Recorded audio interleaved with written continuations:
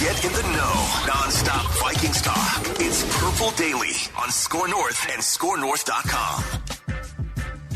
It is Purple Daily time. Phil on assignment today, so he's not around, but who needs him? It's Zolgad. Declan is always executive producing things.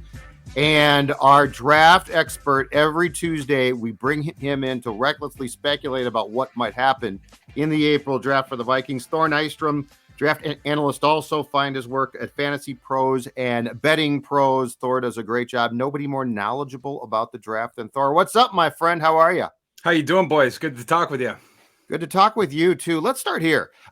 This actually came up on the show on Monday, and we threatened to carry the thread to this show, so it makes perfect sense to go through with that thread. Edge rushers. So we, of course, saw the highly speculative, recklessly speculated, but accurate news that Za'Darius Smith's house is on the market, which might lead one to believe that he's not coming back in 2023. Danielle Hunter's in a contract situation that hasn't been addressed yet, but I think it will be starting next week at the Combine. I think he's back, but I'm not sure on that one. And so what we talked about was, because one of the mocks that we did, I think it was the first one in 17 that we've done, Thor, gave the Vikings an edge rusher in the first round of the mock. Two questions off that. One, do you see that as being realistic? And two, if we're talking about 3-4 edge guys, how deep is this draft as far as that being an option, especially when you potentially are going to get into the 20s in the first round? To the first question about how realistic it is, I would say at this moment, I wouldn't say super duper, just because of the other holes that you have. Between the other ones on the defense, obviously the cornerback one being first and foremost on that list. And then some of the sneaky ones on offense. Judd, you and I have talked about the receiver one. I think you and I might be higher on that idea than some of the other Vikings fans, but you and I would advocate for that. We'll see what the front office thinks. As far as the edge rusher thing, we'll have to see what they do with those two guys. Obviously, if both of them were gone, that would change the equation. But if it's just Za'Darius, one of the interesting things about Flores' system is they can find guys in niche roles where you can get them later on and sort of plug and play with them. And we can get into this as we go, but Flores has done a really good job with his edge rushers during his career of being able to work with guys of different skill sets and plug them into his system along the edge. Guys that are big, guys that are smaller, guys that are solid in coverage, guys that are pure pass rushers, guys that are not as pure pass rushers, but guys that are awesome at setting the edge. He's really good at finding what you're good at, allowing you to do that, and then getting you off the field when it's, when it's your weakness that's going to come to the fore, and then getting a guy in that's going to be better suited for that situation. So Thor, too, if one of those guys is gone, to your point, yeah, I mean, it does change the equation if both are gone, but if one are gone and the Vikings also lack that second round pick, so let's say everything stays pat here, right? They select someone at 23, they don't move back into the second, they don't trade out of the first, so they don't have that extra pick, right, coming until the third round. Is that too far of a gap to potentially find a starter on the edge? Like, how deep is this class going into, kind of the later parts of day two? Judd, I'm sorry, I didn't hit part two of your question. It is deep. The trenches, to me, in this class, you got the cornerbacks, the defensive backfield, but specifically the cornerbacks, and specifically the long outside press man boundary corners. And then you have the trench play. Both the interior defensive linemen and the edge rushers, and probably more specifically the edge rushers, and then the offensive linemen as well. To me, that's where this class is led by, the strengths of it. And the edge rushers, it is a deep class. You have the guys at the top, of course, that the general public, people listen to this, you've heard the names. Will Anderson, you've been hearing about for multiple years, because the guy started going ballistic like 2 years ago on the Alabama teams that were making the playoffs, everything like that. But it does go deep. like deep. We've had other guys that have jumped up to the top, like Tyree Wilson, the kid, the super duper long kid. Like he's got like Inspector Gadget limbs. This guy's just super duper long. I love that. I love long players. Oh, he's so freaking long. He's gonna get his hands on it, even if he's standing out there at the second level or whatever. But he jumped, from Texas Tech. He's gonna go in the top 10. You have guys like that, but when you get into day two, to both of your guys' question, you're gonna be able to find a guy, I think, especially with the way that Flores does things, that can come in and play immediately if the Vikings need to, say, plug the hole of Za'Darius opposite Danielle Hunter. I don't think you can do it early day 3.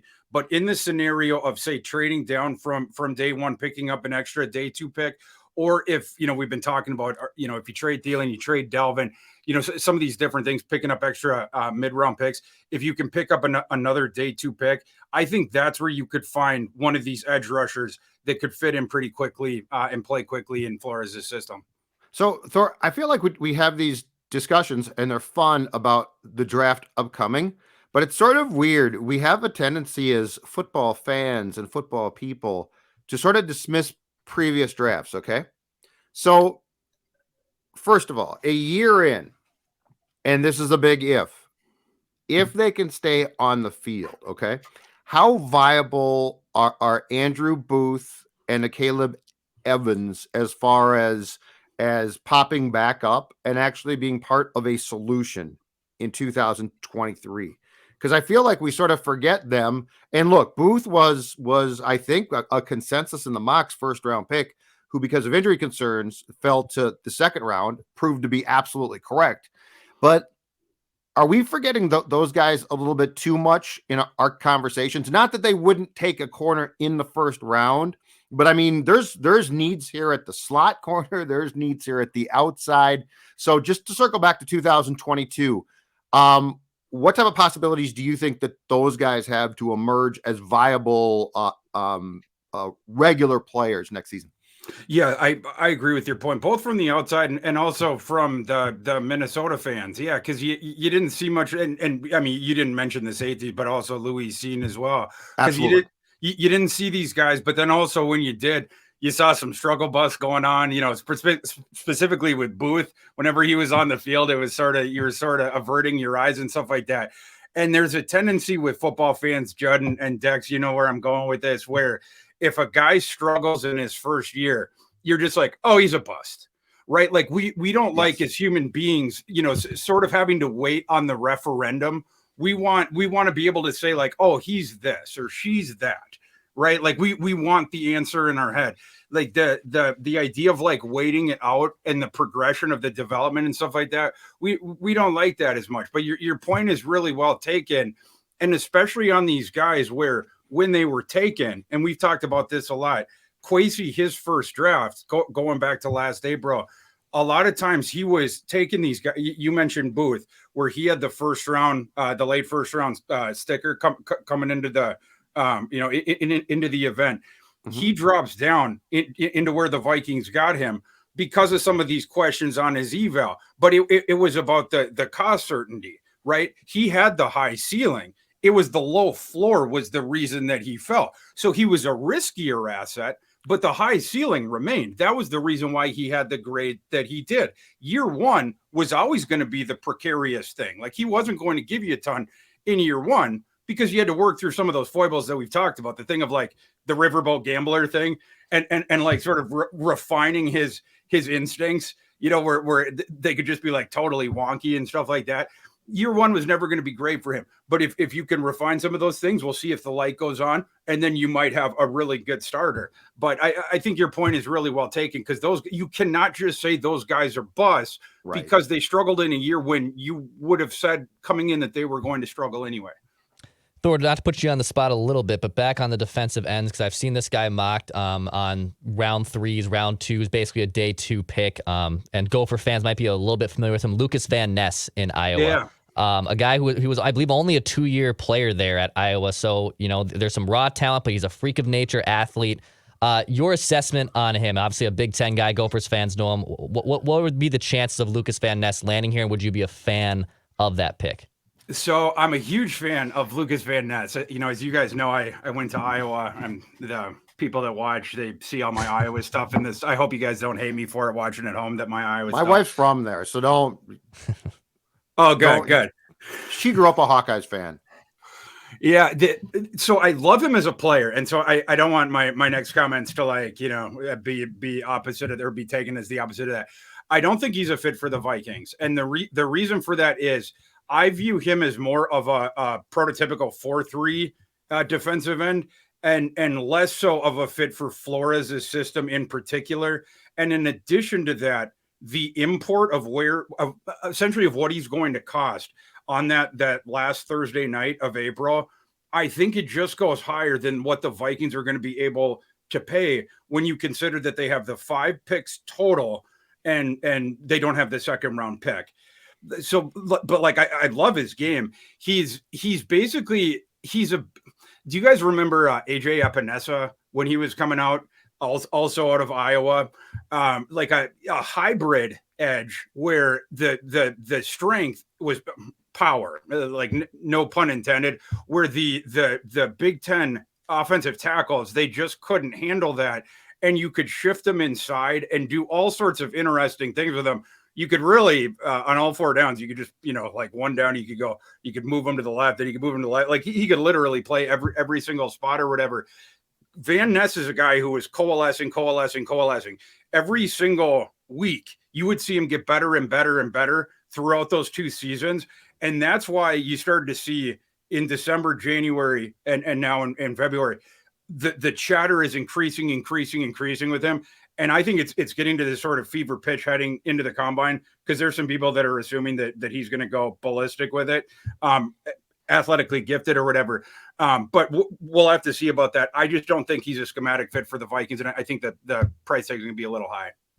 That's because, Thor, the draft is an unknown. The draft is uncertain. But you know what's not, Thor? That is the help that my friends at Livia Weight Control Centers can give you. If you want to drop weight, folks, I've got the answer. It's not unknown. It's as simple as a phone call. 855-GO-LIVEA, LIVEA.com. This is a place that was voted the best weight loss program in the entire state. And join today. You're going to get 8 weeks free. A year plus ago, I dropped 40 pounds. And the most important thing is this: they help you keep the weight off. Their dietitians do a fantastic job. I mean, it's like having your own sports dietitians, because you drop the weight and then you keep that weight off. Join today. Again, 8 weeks free, 855-GO-LIVEA. Livia.com is the place to go. Thor, go ahead, Judd. Oh, I was just going to say, so on to my next question, Thor. And it's this. You talk about the 5 picks. So it's 4 picks plus a compensatory pick for the loss of Tyler Conklin that's going to be awarded here to the Vikings, I believe, in the coming weeks. When we talk about this, all right, so let's deconstruct this from a realistic standpoint. When you look at this draft, if you're GM going into this draft, looking at it with a realistic point of view, do you say, oh my God, I got to get more picks? This draft is deep and really good. Or do you say, if we're ever going to have 5 picks, this is a draft because you can get by with 5. Childress did that a few times. Rick Spielman, couldn't do it, couldn't stand it. But where do you think this draft ranks as far as 5 picks? Is this got to get to 8 or 9 draft? Or you know what? 5's not great, but this is a draft where 5's okay. This is a fascinating question. I love this question. And the reason why is because Vikings specific wise, I would want more picks, because you have the holes and you don't have the cap room to fill them all in the way that you would want. Plus you have the coaching change, some of the schematic stuff. You would want new flavor at some of these positions as well if you had your druthers. But on the other hand, it's not the best draft. It's just not. But some of those positions, like we were talking about before, some of the positions that the Vikings need, those are some of the deeper ones, right? Like, we talked about the defensive front, the defensive edge, the defensive backfield, some of those ones. So maybe at like situationally in some of those, that's where we really go 3-dimensional chess with it, if we're in the war room or whatever. But it's not the best class or the deepest class. And in part of it, people are wondering like why. It's not just like a blip on the radar or whatever. It has to do with NIL. This is one of the first years, where they've done the NIL or whatever. A metric ton of players went back to college because the NIL, the boosters at their college were writing them checks as big or bigger than their agent or their representative could project that they were going to get in the draft process. Like a bigger example of this is like Bo Nix at Oregon, like their quarterback. Like he got paid more by Oregon to go back to school than he was going to get. Michigan, the Wolverines, they actually have their NIL collective is named, I believe, one more season, and they only focus on the senior guys or the junior guys that are thinking about leaving. And then they just give them what they think that they could get in the draft to try to entice them to come back. That's the reason why this draft class is smaller, just in terms of sheer size. So it's not quite as deep as some of these things that we've seen in the past. But again, at some of these positions, it is. Thor, on another edge guy, if this guy does end up falling to 23, I see some mocks that mostly have him going on as a mid-first round pick. And this guy, I think I'm going to assume here, and you tell me if I'm wrong, but would fit Flores' system really well, and that would be Tyree Wilson of Texas Tech, right? A guy who's a linebacker, he can rush off to. If that guy ends up falling to 23, is that a no-brainer pick for the Vikings for you? Probably, yeah. Like the projectability with him to go into the football dictionary again is really, really high. Because he's the Inspector Gadget, the stretched out, like the guy where you just don't get dimensions like that. Like God only makes so many human beings with those dimensions. And when he was playing, he was ludicrously productive this past season. Now he did get injured. He only had the partial season. You're going to have to check on the medicals. And it's unfortunate you only sort of got the truncated last season or whatever. I also don't believe that he is going to be testing in Indianapolis, which is unfortunate. But the tape shows, the tape measure shows the length. The tape shows the athleticism, so you're probably just going to have to trust that. But to your point, yeah, I mean, if he fell down, and there is a shot he falls a bit, I don't see a scenario where he got all the way down, but he does. How would you say this? He's the defender in the first round where he probably has the biggest band of outcomes where you could see him going as high as 4 or 5, but you could see him falling into the teens for sure. And who knows, like if it's a bad day for it, or the things just fall wrong for him, he might fall through the cracks a little bit and maybe be available there. And I agree with you at that point. Yeah, the Vikings, they wouldn't really have a choice. It'd be the universe dictating their pick for him, turning the card in for him. So one more from me here, Thor. Is Flores kind of looking for like these hybrid guys that are linebackers that can drop in coverage, linebackers that can rush the quarterback? Like, is that the type of linebacker that Flores is looking to target and kind of cultivate and help turn around this Vikings defense? Are you talking about the edge rushers? Yeah. Yeah, so as far as that, like what I noticed with the Patriots ones at the latter portion of his run there, and then the couple Dolphins teams he had, is he's so malleable to what he works with. Like, with the Patriots, he had the Trey Flowers guy, and Trey Flowers he's not the most athletic dude, but it's super hard to push him back. Like he's really good at setting the edge. And then he's like a bull rusher guy, that's where he makes his work in the pass rushing game. But then he's also worked with like these sort of niche, undersized 3-4 outside rushing linebackers, that kind of a thing. But he's also done the thing of like the guy where he's just more or less good in dropping back in coverage and different stuff like that. And then speaking to the off-ball thing, a guy like Jerome Baker was a guy that he used in Miami, who's sort of similar-ish to Brian Asamoah. But going back to the edge thing, I think the whole point is where they can get the value, I think is where they can sort of mix and match this thing on the outside. Danielle Hunter is not so dissimilar to a guy that Flores had drafted in the first round in one of his last years in Miami, in Jalen Phillips. That he works just fine for the scheme. If Za'Darius is gone, I guess what I would think is going to happen on the other side is something that happened at the end of Miami on the other side, where they were platooning, and you had one guy who was better as just sort of a pure edge rusher, and then the other guy was more of like the hybrid where, it was like he was a little bit better against the run. He was a little bit better dropping back into coverage. And so you would just sort of mix and match them and platoon them situationally in that way. I guess that's what I would assume would happen here, because you can also then, if you do it that way, you're going to be able to save on the cost as opposed to sinking more resources into the one player to plug that hole. All right. Speaking of that, then, and this is probably getting to a point where a decision can be made on this guy, but I'm very curious, at least to give him another season before that decision is made. Patrick Jones. Patrick Jones from Pitt looks the part. He's the only surviving, I think, third round pick of 3 or 4 that Spielman took a couple of years ago. I heard early on that Vikings officials loved him in practices, that they thought he was great in the OTAs a couple of years back as well. And when you see him play, like the physical size, it works. Like you see him and think, okay, this guy looks the part.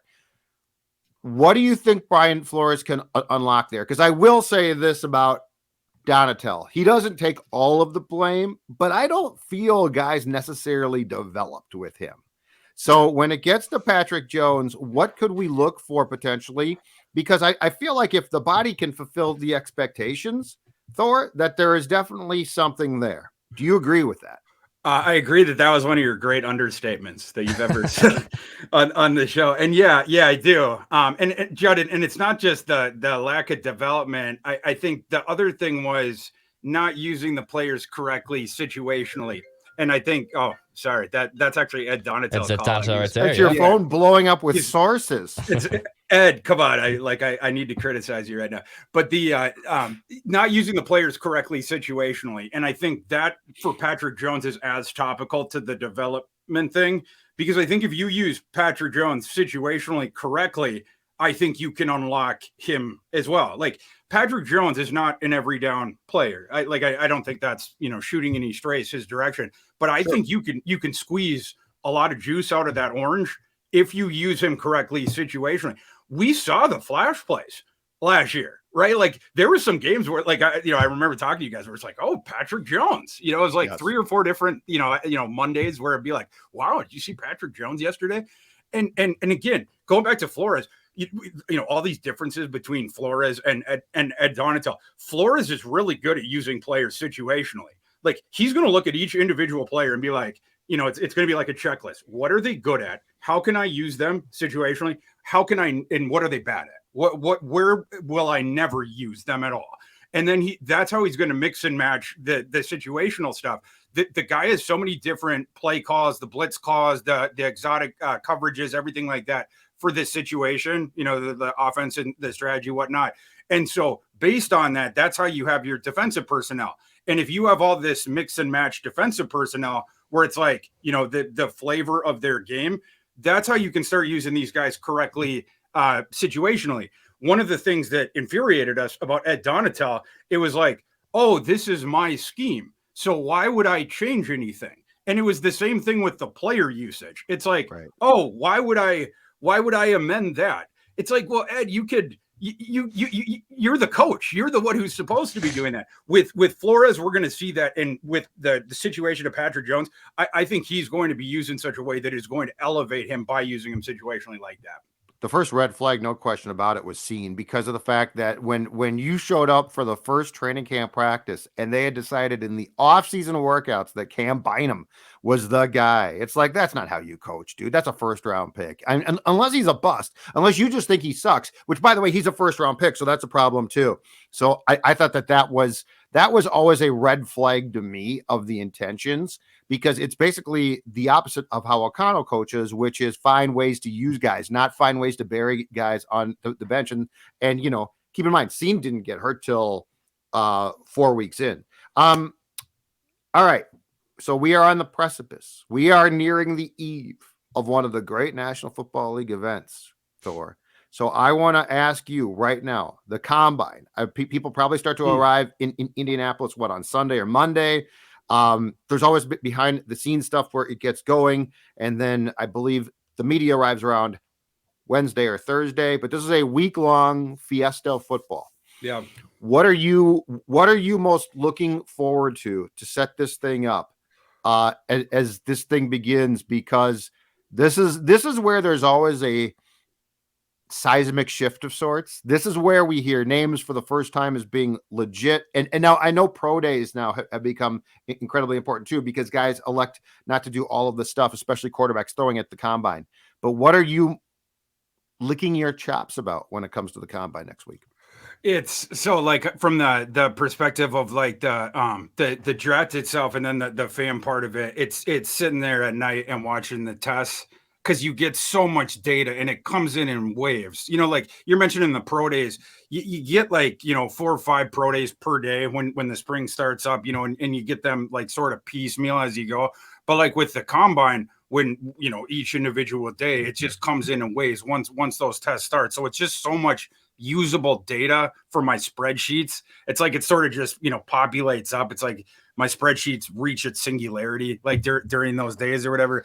And then as far as like the media thing, it's the information you get that's not the testing is the thing that excites you. It's talking to your other media brethren. It's bumping into the scouts, the coaches, the personnel people, the prospects, both at the podium thing, but also when you bump into them, outside the convention center and different stuff like that. And then the things that you glean from those conversations. And then you might get a piece of information from this guy. Then you might bump into another guy and say, hey, you know what that guy told me? Then maybe that guy gives you a piece of information. Then you go tell that guy. So then you just, you sort of build it up like that, and you might find out some interesting things. What's the best, not to name names of sources, but what's the best piece of information you've gotten there? Like what's a tell that you didn't know about a player, or you didn't even, that was not on your radar necessarily, that was just a piece of information that you gleaned that just helped you immensely? I've gotten some specific team matches to prospects that I probably shouldn't say about, like we're interested, this is the pick where we're targeting this guy, like different stuff like that. I've also I probably shouldn't say this one too. I've gotten a couple ones of like this kid's off our board for red dot. Yeah, there's and sometimes it'll be something where maybe you wouldn't have been that punitive, where like a team, maybe they perceive something that is disqualifying for their, the idea of their employment. They're like, oh, this kid did this, so we're not interested in him. But other times it's like something that you didn't hear about. And then other times you're tracking down something that you heard that turns out not to be true. Like there a couple of years ago, there was rumors about a kid that like activity like off the field. I don't want to get into it because I couldn't corroborate it. But anyhow, like I was trying to track that thing down. You're asking all these different people about it, and it's like, well, no, it doesn't look like that's true. So it's all that sort of stuff, and that's why it's important to get all those different people in the same place. Because the media trying to track that stuff down, but then also for the NFL, because they get those people in rooms. They just ask them the question face to face. 15 minutes. The incredible thing is this too, to your point, the amount of targeted lies that are put out that aren't true to try and scare teams off. That's one of the most interesting, like that's an entire story, is how much non-information information is planted by teams who want to draft a guy but think he won't fall. And so they purposely target him as being a problem child, and it's not true. That's the damnedest thing. That's a great point too. Yeah, because you hear things and direct things from people that are affiliated with employees of teams where you have to think about it, whether you want to write it or not. And sometimes you make the decision not to, because it's like, why is this dude telling me this? Sometimes it's too easy, right? Like the answer that you got is too easy. It's like, wait a second, why'd you tell me that? For the reason that Judd said, like sometimes they're trying to get something out there, and it turns out that they're using you for that because they want to be seen as not being interested in this guy. They want to take this guy's stock down a little bit, in hopes that he falls down to him. Like whatever, that's real. All right, Dex, let's mock. Should we mock, boys? Let's do this. Let's mock it up. All right. I want to mock. All right, I'm gonna flash this on the screen here, fellas. So I'm gonna get this full screen for you as well, if I can do that here. All right. So I have an idea here. I don't know if anyone can see this for our YouTube audience. Let's do a little proposed trade with the Cincinnati Bengals. Okay, that's where I'm going to start here, because the Vikings would get, in this scenario, and I'll lay it out for the podcast audience. So the Vikings and Bengals would swap first-round picks. So Minnesota would drop to 28. They would then get the Bengals' second-round pick at 60, and I believe the fourth-round pick at pick 131. So the Vikings would get 28, 60, 131. they would give up pick 23, pick 119 from the Lions in the Hawkinson trade, as well as a 2025 second-round pick. Do we have any naysayers on this podcast to that proposed trade? PFF says this trade will likely be accepted. Are we good with the parameters of this trade before we start this mock? So we're moving back 5 spots. We're getting the 60th pick, and we The basically 28th pick, yeah. Oh, the 28th pick, but we're getting Yes. the 60th pick in exchange for that. Yeah, okay, and we only have to give up the second round pick in a couple years. Yeah, Yes. okay. So they would, I'm yeah. good. The Vikings would give up the 119th, the 23rd pick in this year's draft, and they would give up the 2025 second round pick. And Let's then, do it. yes, they'd move down 5 and get a second round. So we're good with that. I'll offer I like this it. trade. Let's do it. All right. Offering the trade. Trade is accepted. Done. All right. Let's start this draft. We'll go a little slow on this one. We'll see what happens. Okay. So let's Jalen Carter on the board, so off the board. Bryce Young, Devin Witherspoon, Will Levis. I'll pause after 5. Okay. So first 5 picks in this draft. Jalen Carter to the Bears, Bryce Young to the Texans, Devin Witherspoon to the Cardinals, Will Levis to the Colts, Will Anderson Jr. to the Seahawks at pick 5. I big do have surprises there, a right? little tidbit for you guys. Speaking of information, there was the press conference recently with the Colts, and the owner of the Colts, the Earsake guy, he started name dropping Bryce Young a bunch. Like, oh, that kid from Alabama, he's really interesting.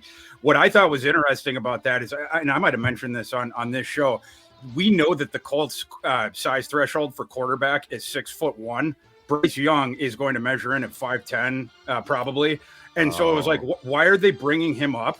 It was like, and Jim Irsay we know is crazy. So it's like, is he trying, whatever. I heard that the Colts front office, they like Will Levis, who is the guy that is being mocked there.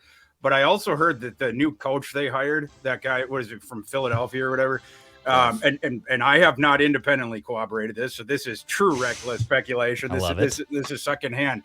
I heard that he likes CJ Stroud.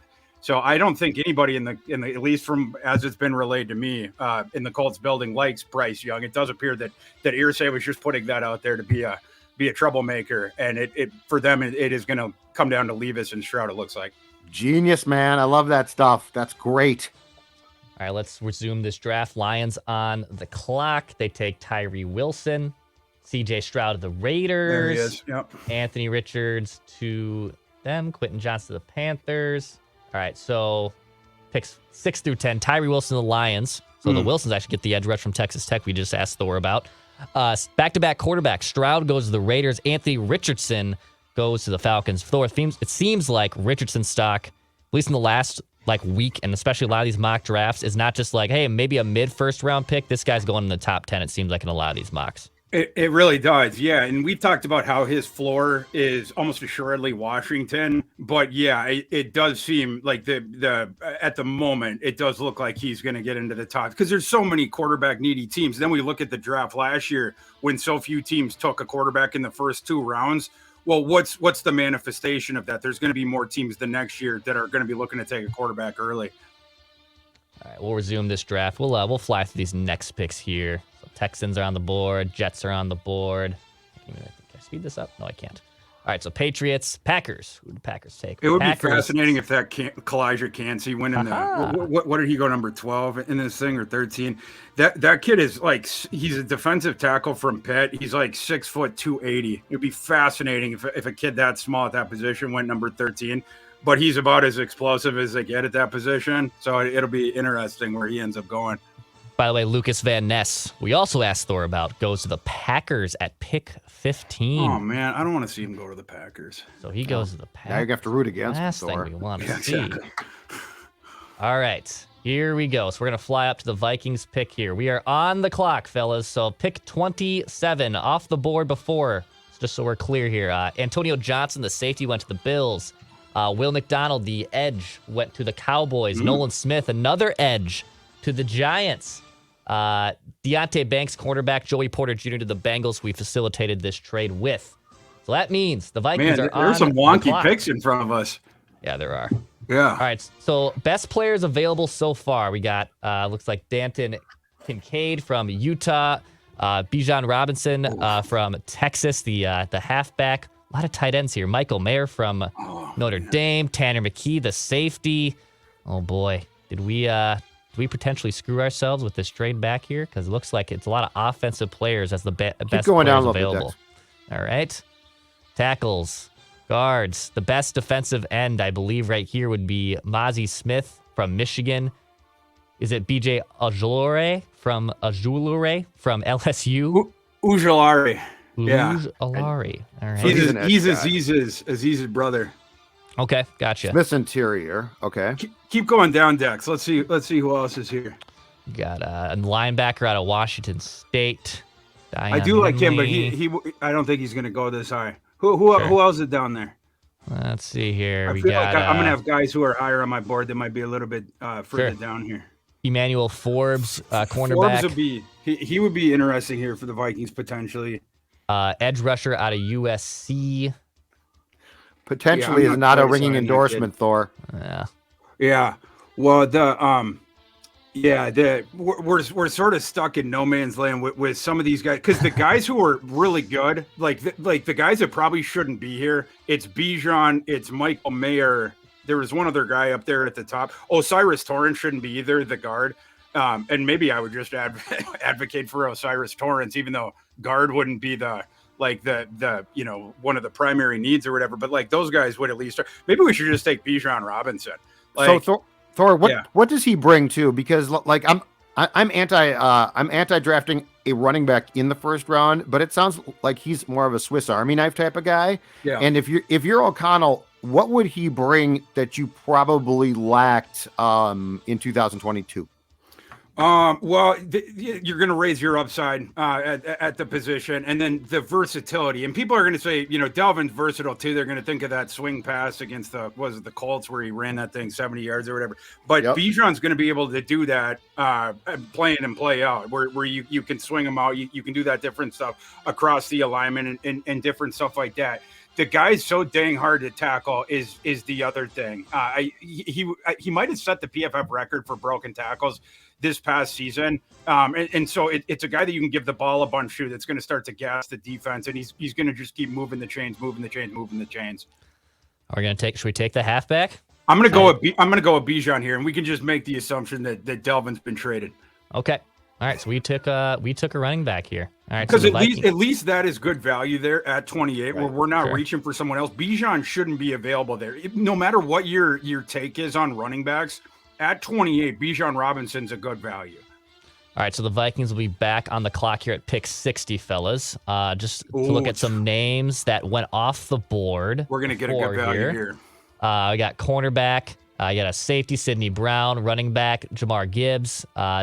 Defensive line, edge rushers, wide receivers, tackles, cornerbacks. John Michael Schmitz goes to the Dolphins at pick 52. That's I hate to see that happen. You know what, Thor? I actually think if this took place, and I don't think it's beyond the peril that this could actually, that the Vikings could trade back. I think if Bijan Robinson is there, I could see the Vikings actually trading back again and trading out of the first round to get more picks if they don't want him. Because I think with a guy like that, there would definitely be teams that value him. And boy, do I hate to see John Michael Schmitz not come here. He's my guy. 1,000%.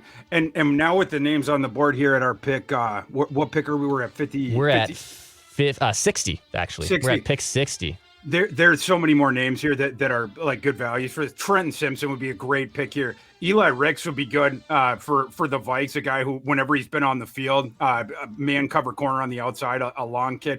Jack Campbell would be great for the Vikes too. Another Iowa kid. So I realize I'm a little bit, the bias or whatever. But Jack Campbell, tackle machine, and a huge kid too, like super duper rangy. We're gonna have to see how he tests next week at the combine, but I really like his game. You just want to see how he projects in terms of coverage, but zone coverage for sure, we know that he can do really well. But we'll just have to see about the athletic profile. Those guys, absolutely worth it. Foskey, I actually think would be a good fit for Flores. I don't think he's a fit for everybody, but the situational edge rushing is the 3-4 outside linebacker. I think he could do. I'd rather go with one of the linebackers, I think, to pair them with Asamoah here, because I just think it's such good value. I think we go with Simpson here. Simpson, the linebacker? I think Okay. so. Yeah. Okay. We'll draft Simpson. We take him with the 60th overall pick. He's by far the most athletic linebacker in the class. He's the linebacker one on most people's boards. You put him with Asamoah, you go from the league, arguably the least athletic linebacking core in the league, now to one of the most high-octane athletically linebacking cores in the league. All right, so we got one more pick, I believe, in this mock. Pick 87. So we'll see what's left here. We got a linebacker. We got tackles, defensive line. Parker Washington out of Penn State. What do you know about him, Thor? Wide receiver. He would be the slot. He's a little bit on the shorter side. I think he's either 5'10 or 5'11, but he's 215 pounds. So he's a really stocky, well-built sort of slot. You have to manufacture touches for him closer to line of scrimmage, but then he turns into a running back. He's not as much my flavor. I like the more explosive slots that can win downfield. But if you like the guy where you can sort of facilitate the touches for him and then he breaks tackles, he would be your dude. So, Thor, how about the Texas interior defensive lineman? Because I think that there's a fighting chance Dalvin Tomlinson is actually going to get paid elsewhere now. So you definitely would be trying to find help on the interior of the line. How about this kid?